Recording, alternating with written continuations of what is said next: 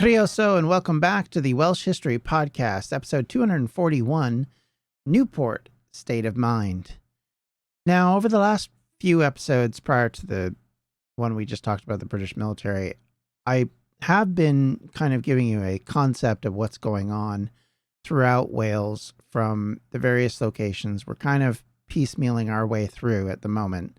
We've talked a bit about Swansea, about Cardiff, about areas around Aberystwyth, and we're now going to focus a bit on Newport in this episode, but we are going to get to the northern half of the country soon enough, with the idea being that we're giving you not only a picture into these areas, but also a picture into the changes that are coming and how so much of what these communities knew before industrialization changes dramatically, and the cities themselves, or towns or communities, change dramatically along with it, and how ill-prepared really anybody is for it. Like, if anybody thinks that the British population, the government, the commerce is ready for what's happening, I think they misunderstand how things just kind of pop up in these circumstances and how often that creates a problem that nobody saw coming. You can kind of see it happening where I live, and I think around the world to some extent, with housing crises that are going on where, the governments prepare for a certain amount of increase in population, and all of a sudden it doubles, triples, and quadruples, and nobody's really ready for it. When you see, for example, a nation grow from, a few 100,000 a year to millions a year overnight, it puts strain and stress on the system that the system's just not prepared to deal with. And this is the case going on in Britain at the time. We're still in the infancy of a lot of things that become normal now, like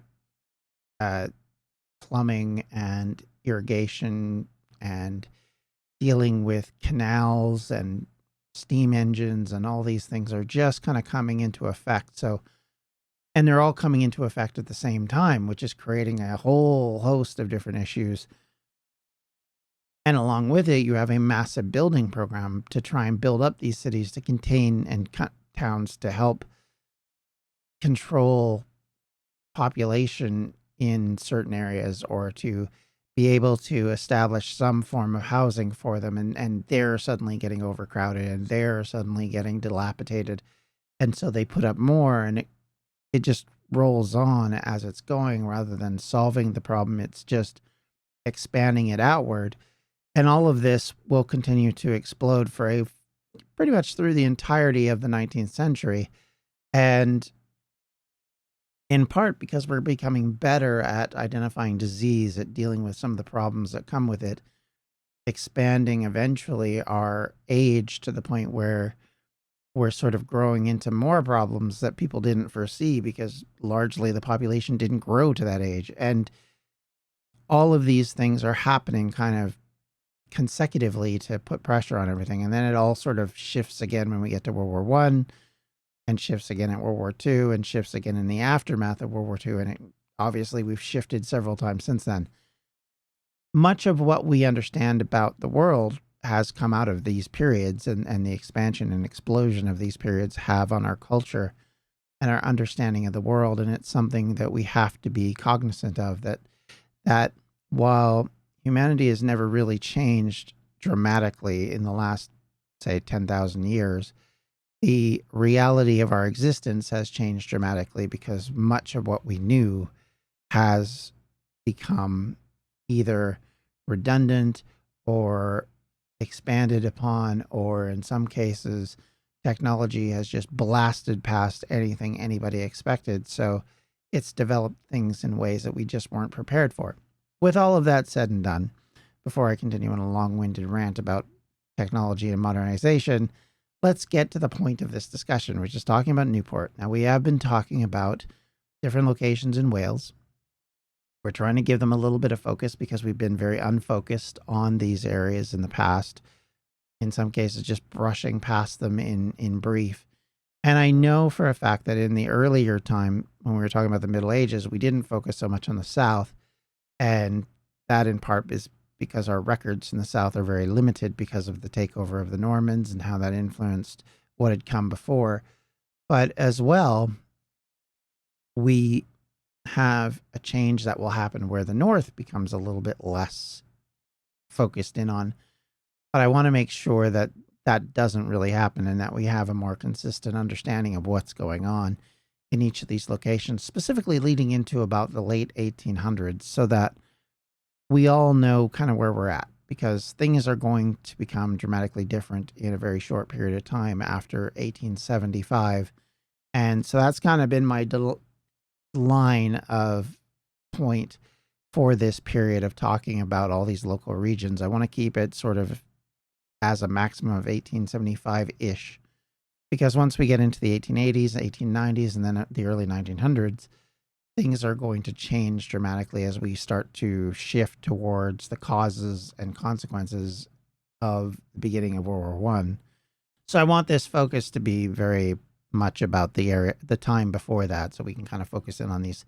And so we're still going to do more to come. I may intersperse it with other subjects, much like I did with the British military, just to give us a kind of a different overview of things. So with all that said and done, let's get into Newport, shall we?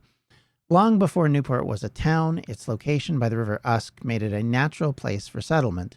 Archaeological evidence points to human activity in the area as far back as the Mesolithic period, with scattered finds of stone tools and signs of early habitation. The river provided food, transport, and fertile land, which was, of course, essential for communities to grow and to survive in those time periods. By the Iron Age, the region was inhabited by the Silures, at least we believe, a powerful and famous tribe that defied Rome. They were known for this resistance against the Roman invaders in the first century, and of course had settled areas in and around Newport.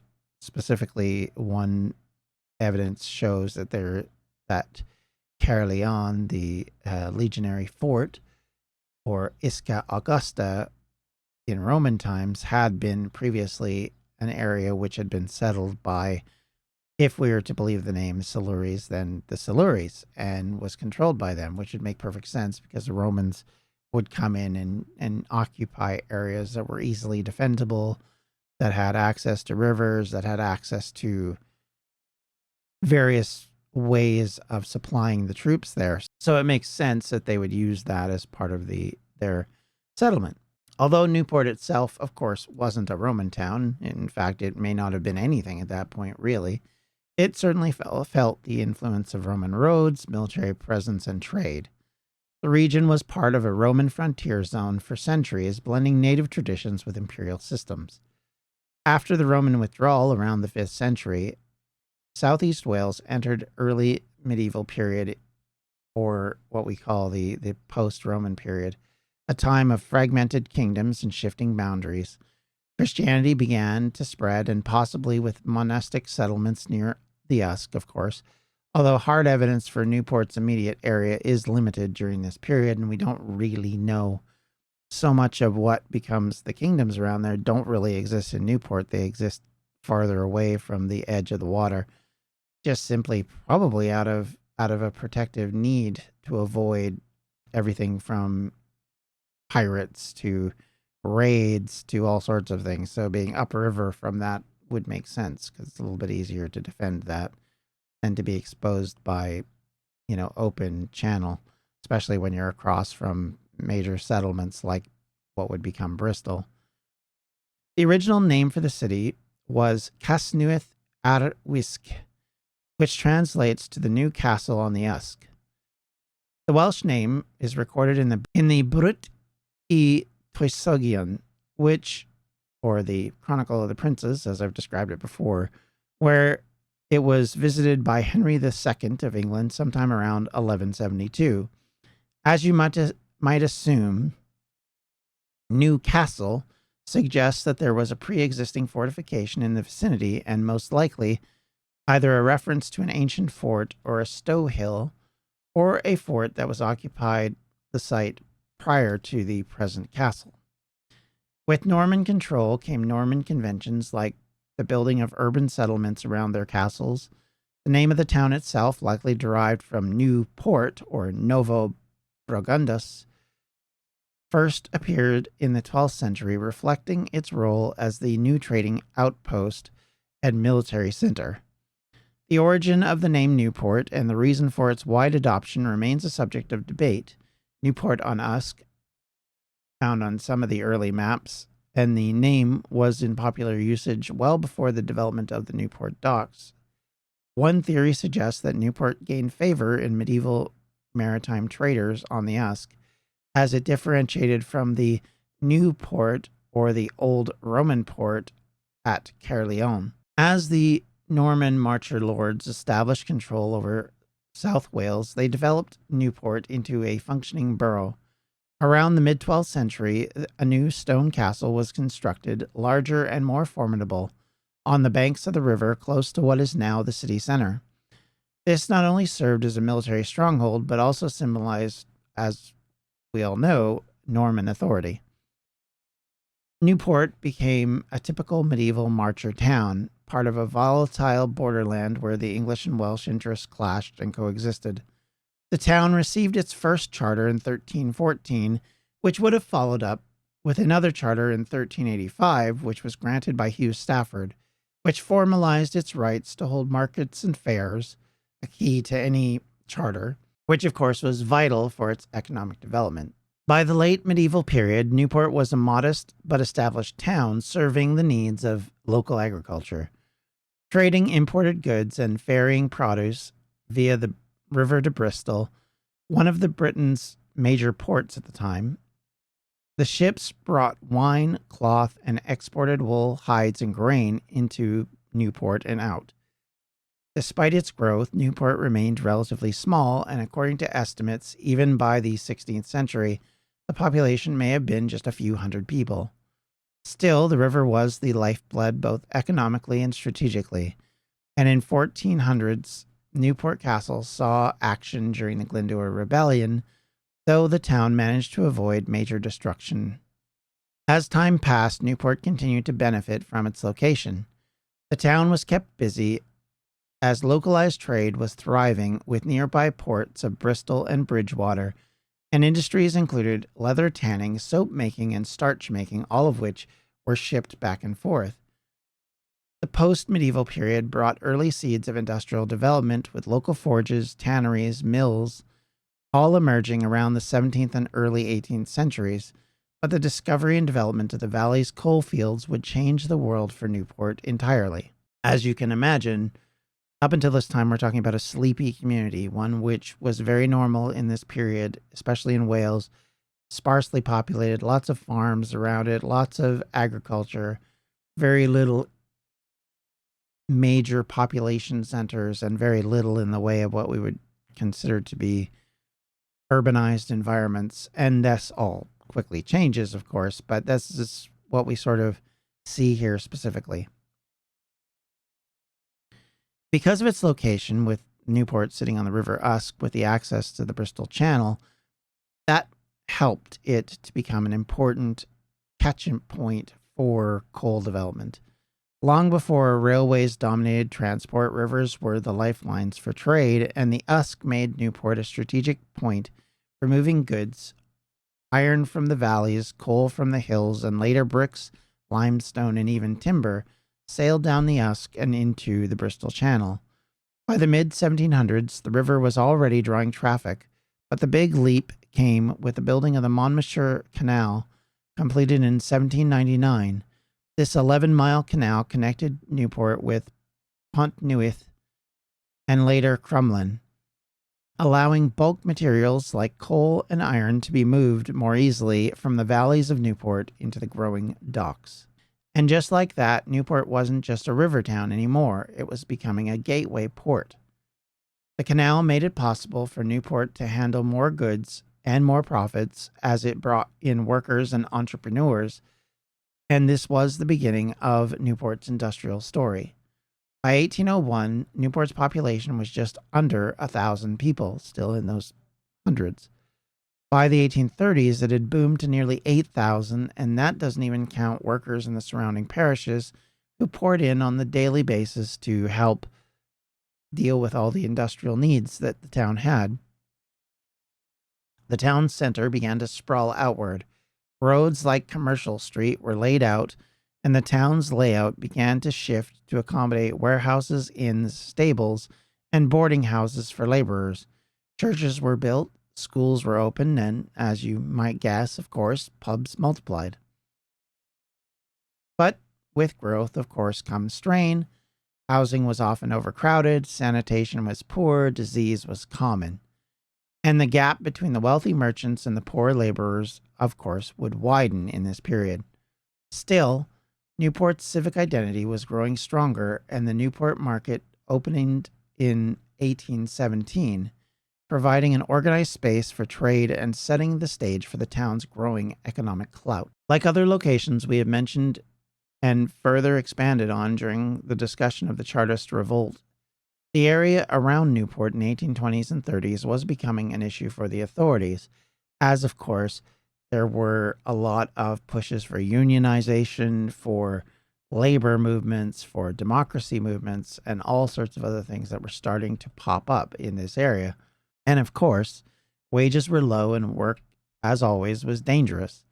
The new class of industrial laborer, many of whom had come from rural areas or the hills above, found themselves in hard, grinding jobs with little security, and politics was still largely in the hands of landowners and industrialists. Again, as we've discussed previously, something of an issue with the democracy of the time and the representation that it didn't for most people. But by the 1830s, the mood was beginning to shift. Radical ideas about rights and representation and reform were spreading, often carried by newspapers, traveling speakers, and growing trade union movements. In Newport's pubs, chapels, and elsewhere, the seeds of rebellion were quietly being sown, which then leads us, of course, into the Newport Rising, which we've gone into on a specialized episode about it. So I don't want to rehash everything that went on there, but I do want to acknowledge that that has a major instance in what we see coming afterwards. After the guns fell silent outside the Westgate Hotel in 1839, the deeper issues that brought the Chartists to Newport did not, of course, simply disappear. Instead, they evolved, pressing themselves into the lives of the town's growing working class. As Newport industrialized at a breathtaking pace, it also became a place of social tension, where poverty, overcrowding, and inequality contrasted sharply with the wealth that was flowing throughout to the various industrialists in Wales. In the decades following the Rising, Newport's working population ballooned. Coal trimmers, dock workers, iron puddlers, and railway navvies arrived in large numbers. Many lived in hastily built terraces and courts, often without running water or sewage systems. Disease outbreaks, particularly cholera and typhus, were particularly common. In 1849 and again in 1866, Newport was hit by major cholera epidemics, exposing the inadequacy of the urban infrastructure and exposing, more particularly, the lack of care and consideration towards the working poor that was happening so often in major centers across Britain. In 1848, the Public Health Act gave new powers to local boards, and Newport eventually formed the Local Board of Health in the 1850s. But progress was slow. The burden of investment in sanitation, drainage, and clean water was often resisted by property owners and ratepayers. In the meantime, the working poor would suffer for it. Class division deepened during this period, and wealthy merchants and industrialists built townhouses in newer and cleaner parts of Newport. This is the discussion that we have about the way that cities were expanding at this time. And, of course, while their laborers and their families were packed into inner city slums. Wage conditions were poor and often unstable, and especially during the economic downturns, and workers had little recourse or protection. Trade unionism remained embryonic in part because of the long shadow of the failed Chartist rebellion and other uprisings which had happened in the 1830s.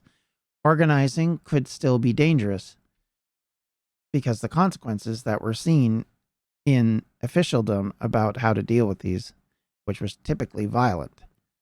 At the same time, migration reshaped the town's social fabric.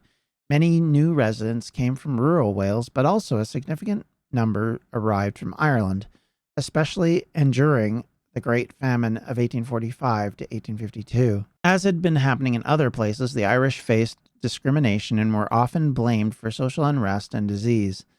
Tensions occasionally flared, although the Irish often formed tight-knit communities, particularly in the dockside areas, something that you could see as an obvious outgrowth of being blamed all the time.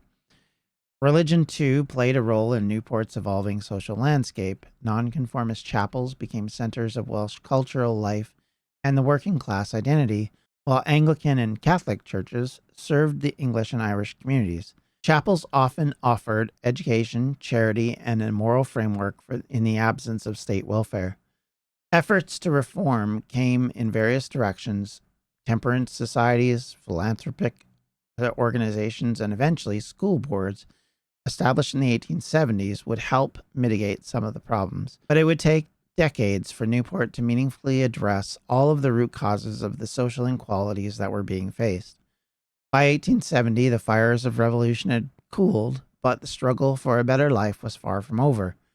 The rising building and boomings of the docks hid a daily grind of labor, illness, and fragile hope. The social movements that would emerge in the later 19th century, more organized, more politicized, would owe much to this era of silent endurance and uncelebrated resilience. The late 18th century marked a dramatic turning point for Newport's history. As the Industrial Revolution swept across Britain, South Wales emerged as a hotbed of coal and iron production. Newport, with its deep and navigable rivers, suddenly found itself as a perfect position to serve as a gateway to the valleys.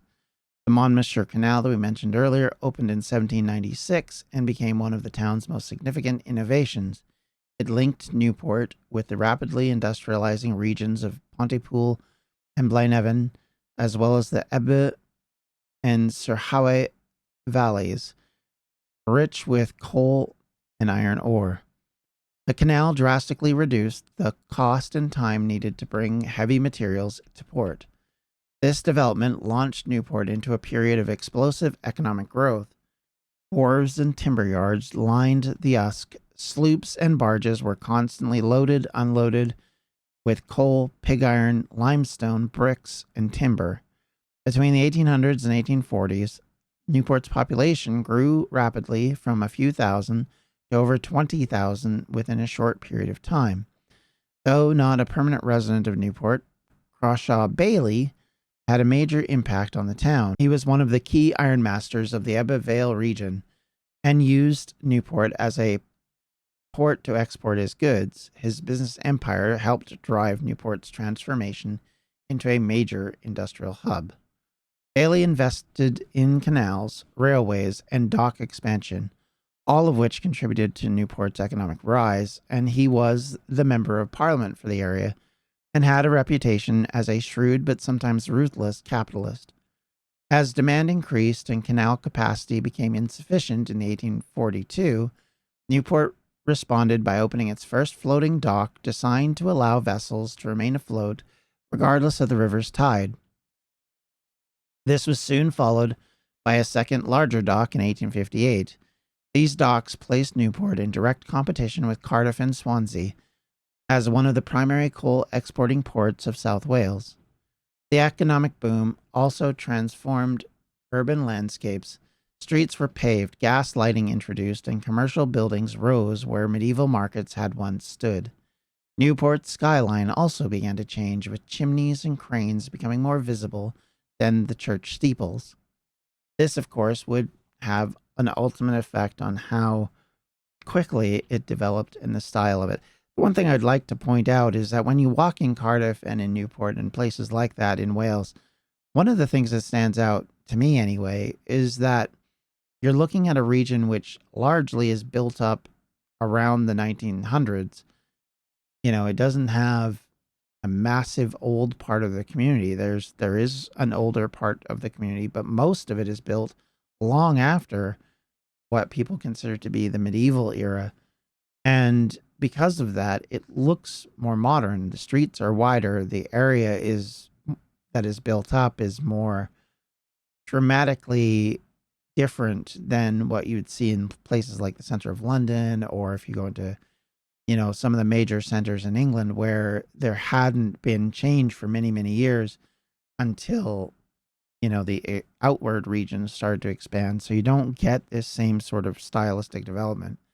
So it's one thing when you see walking around how much of the city really owes its establishment to the 1900s and the 1800s, and how much that has changed the way we perceive the area, and especially the way the location looks and feels by comparison to, say, an older medieval town. Of course, all of this is affected by World War II and the bombings, which then lead to rebuilding of areas that largely in like places like London would have been damaged, and they would have had an opportunity to rebuild them in somewhat different ways. But by the same token, if you go into, like, say, York, where a lot of the old style buildings and streets still exist, you can see how different it is in a place which has been established and built up over a longer period of time than a Cardiff, a Swansea, to a lesser extent, and a Newport, where things kind of explode outwardly. And I wouldn't say they're like North American communities, but they do have some similarities to these early colonial places, in that the original areas are very small, but the modernization happens very rapidly, and the construction of the cities remain more modern in sense, in my opinion. Now, the arrival of the railways in the mid-19th century marked another leap in Newport's evolution. The South Wales Railway, backed by Isambard Kingdom Brunel, connected the town to Chepstow, Cardiff, and beyond in the 1850s. Soon, branch lines reached into the valleys, replacing canals for much of the heavy freight movement. Newport's integration into the national rail network brought faster and more efficient transport of coal and goods. It also made the town more accessible to visitors, merchants, and workers. Newport's docks, now connected by rail, handled millions of tons of coal per year by the late 1860s. By 1854, Newport was granted official status as a municipal borough, giving it greater autonomy to govern its affairs. This led to improvements in sanitation, policing, and infrastructure. New buildings like the town hall, covered markets, and schools reflected both the civic pride and the rapid urbanization. Population again exploded, reaching nearly 40,000 by 1870. So from a few hundred 70 years earlier to 40,000 just shows you how fast everything grew and how quickly it changed. Migrants came from rural Wales, English border counties, and Ireland, drawn by the promise of work in the docks, railways, and ironworks. While the industrial growth was the dominant theme, Newport's culture and civic life also developed. Chapels, churches, and social clubs emerged to serve the spiritual, recreational needs of a diverse population. Newspapers like the Monmouthshire Merlin and the South Wales Argus, a newspaper which still exists, help foster political awareness and public debate. By 1870, Newport had become one of the most dynamic industrialized towns in Wales, and a place defined by its ability to adapt and to build and to connect to the wider world. And with that, I'd like to thank you for listening or viewing today. If you have any questions, comments, or concerns, you can always reach me at the Welsh History Podcast at gmail.com. You can reach out to me on social media, largely at Welsh History Pod, with the exception of Facebook, or you can find me at facebook.com/Welsh History Podcast. If you'd like to support the podcast, you can do so through Patreon at patreon.com/Welsh History. Thank you all so much. I hope you're having a wonderful day. We'll talk to you later. Take care. Bye-bye. Welsh History Podcasts is a member of the Evergreen Podcast Network. To find more information on them, you can do so at evergreenpodcasts.com. Thanks for listening.